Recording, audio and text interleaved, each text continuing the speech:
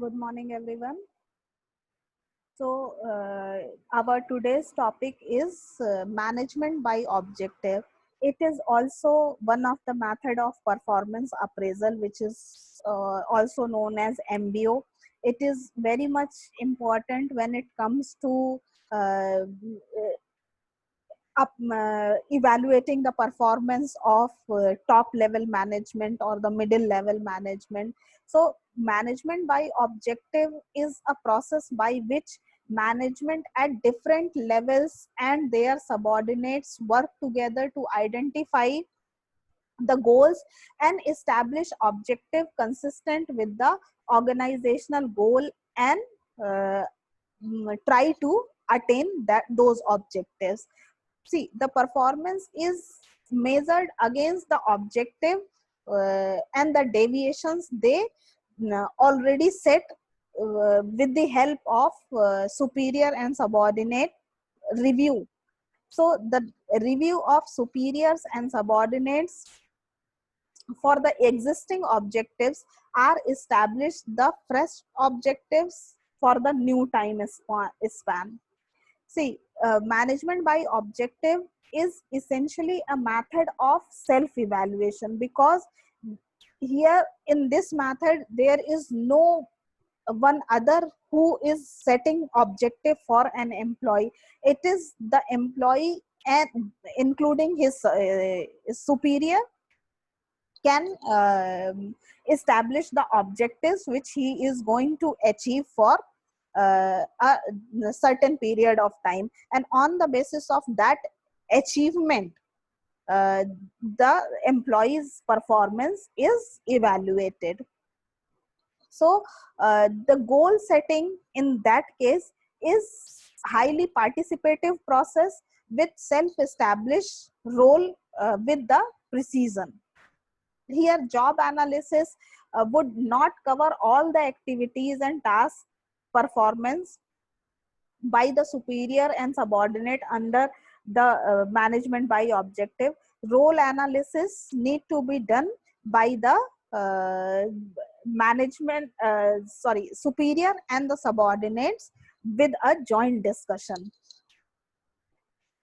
So now what is we need to talk about that what is the role of uh, management by objective in organizational development.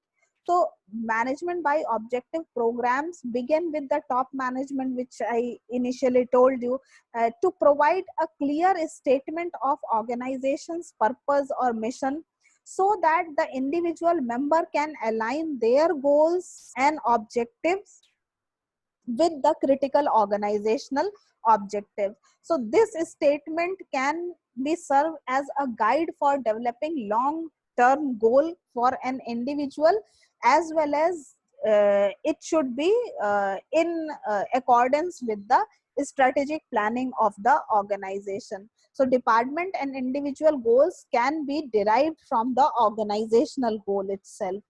So the if we talk about the process of development of management by objective in an organization, so as you see there are 6 steps involved in this process. So we need to talk about each step individually. So at the first stage, uh, the formulation of long range goal is done. See, it is guided by the organization's mission statement. The senior management or the senior managers define the critical long-term objective and how they will be determined, how they will be achieving that objective with the help of available resources in the organization. So this process can lead a strategic planning activity which describe how the organization will cope up with the changing environment.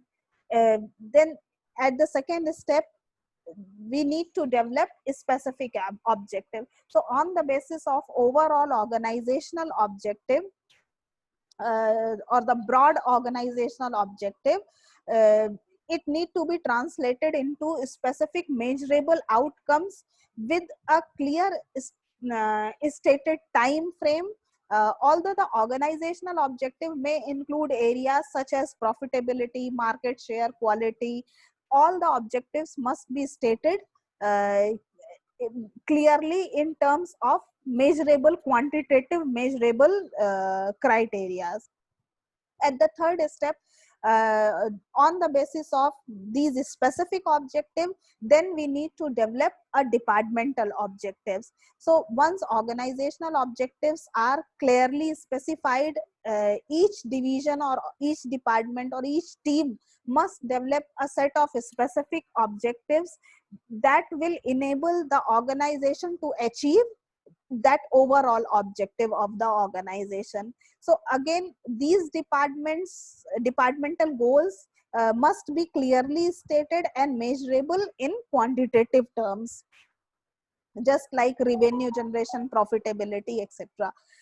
In fourth step, setting group and individual goals. So in this step, the main focus is on developing and implementing group and individual level goals in coordinated manner. So this process encourage a vertical and the horizontal communication within the organization, since individuals must clarify their role and take responsibility for a specific result.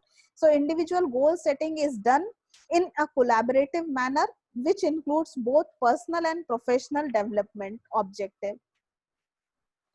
And the next step is formulating and implementing action plan. So on the basis of individual objective, now when it is clearly stated, it will provide a precise description of desired outcome.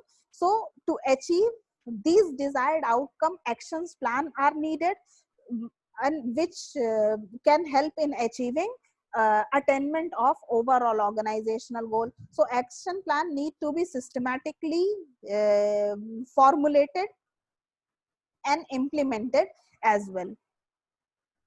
And the last step is a review of goal progress. So finally, the managers must review the progress towards the achievement of goal by meeting with their subordinates in a group or individually.